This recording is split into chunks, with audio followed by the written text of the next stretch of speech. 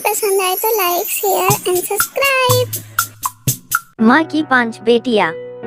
सीमा, रीमा, दीपा, नीतू और सपना 5 बहनें थीं, जो अपनी माँ सविता देवी के साथ एक छोटे से गांव में रहती थीं। सविता देवी विधवा थीं, लेकिन उन्होंने अपनी 5 बेटियों को अपने मजबूत और प्यार भरे हाथों से पाला था।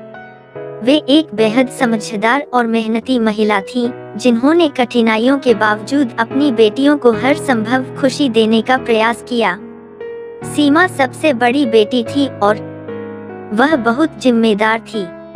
उसने अपनी माँ की तरह ही मेहनती और समझदार बनना सीखा था। रीमा, दूसरी बेटी, बहुत ही चुलबुली और खुशमिजाज थी। उसे लोगों से मिलना जुलना और बातें करना बहुत पसंद था। दीपा, तीसरी बेटी, पढ़ाई में बहुत होशियार थी और हमेशा सबसे अच्छे अंकों से पास होती थी। नीतू चौथी बेटी थी और वह बहुत ही रचनात्मक थी। उसे चित्रकारी और संगीत का बहुत शौक था। सपना सबसे छोटी थी और बहुत प्यारी और मासूम थी। उसे हर कोई बहुत प्यार करता था। एक दिन गांव में एक बड़ी मेला लगी थी। 5 बहनें मेले में जाने के लिए बहुत उत्साहित थीं। उन्होंने अपनी माँ से अनुमति मांगी और सविता देवी ने उन्हें इजाजत दे दी। उन्होंने कहा, बेटियों, मेले में बहुत भीड़ होगी। तुम सभी एक दूसरे का ख्याल रखना और एक दूसरे का हाथ पकड़कर रखना। मेले में पहुंचते ही 5 बहनें तरह तरह की दुकानों, झूलों और खाने पीने की चीजों में खो गईं। सीमा ने सभी को एक जगह ही इकट्ठा किया और कहा, माँ ने हमें साथ रहने के लिए कहा है, इसलिए हम सबको एक दूसरे का ख्याल रखना होगा। वे सभी झूलों की ओर बढ़ीं। सबसे पहले वे चक्री पर चढ़ीं और खूब मजे किए। फिर वे मिठाइयों की दुकान पर गईं और अपने अपने पसंद की मिठाइयाँ खरीदीं। दीपा ने एक किताब की दुकान देखी और वहाँ से कुछ किताबें खरीदीं।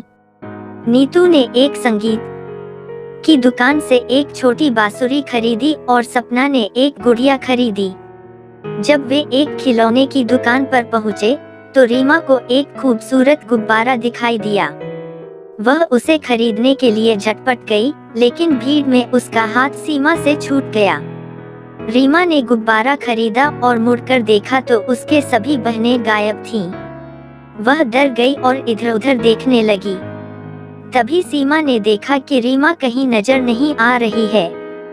उसने अपनी बहनों से कहा, हमारी रीमा कहीं खो गई है, हमें उसे ढूंढना होगा। सभी बहनें चिंतित हो गईं और रीमा को ढूंढने लगीं। रीमा रोते रोते एक कोने में बैठ गई। तभी एक बूढ़ी औरत ने उसे देखा और पूछा, बेटा, तुम क्यों रो रही हो?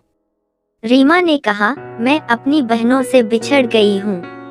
बूढ़ी औरत ने उसे दिलासा दिया और कहा, चिंता मत करो, हम तुम्हारी बहनों को ढूंढ लेंगे। उन्होंने रीमा को अपने साथ लिया और मेले में उसकी बहनों को ढूंढने लगीं।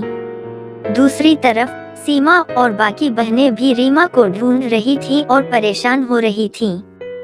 कुछ देर बाद सीमा ने देखा कि रीमा एक बूढ़ी औरत के साथ खड़ी है और रो रही है। उसने तुरंत रीमा को दौड़कर गले से लगा लिया और बूढ़ी औरत को धन्यवाद कहा। सीमा ने रीमा से कहा, तुम कहाँ चली गई थी? मैंने कहा था ना कि हमें एक दूसरे का हाथ नहीं छोड़ना चाहिए। रीमा ने आंसू पोंछते हुए कहा, मुझे माफ कर दो दीदी, मैं गुब्बारा खरीदने के चक्कर में तुम्हें भूल गई थी। सीमा ने उसे प्यार से गले लगाते हुए कहा, कोई बात नहीं, अब हम सब साथ हैं। चलो मेले का आनंद लेते हैं। वे सभी वापस मेले की भीड़ में खो गए, लेकिन इस बार वे एक दूसरे का हाथ मजबूती से पकड़े हुए थे। वे झूलों में बैठे, मिठाइयाँ खाई और खिलौने खरीदे। जब वे घर लौटे, तो सविता देवी ने देखा कि सभी बहुत खुश हैं और उन्होंने पूछा, तुम सभी का मेला कैसा रहा?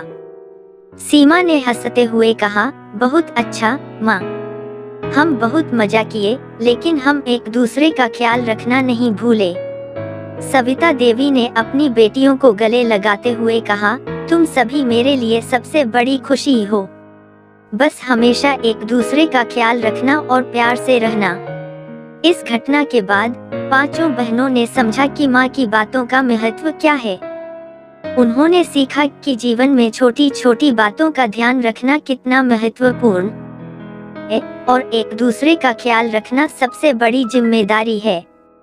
इस तरह सविता देवी ने अपनी बेटियों को एकता और स्नेह का महत्व सिखाया और उनका परिवार हमेशा खुशहाल रहा।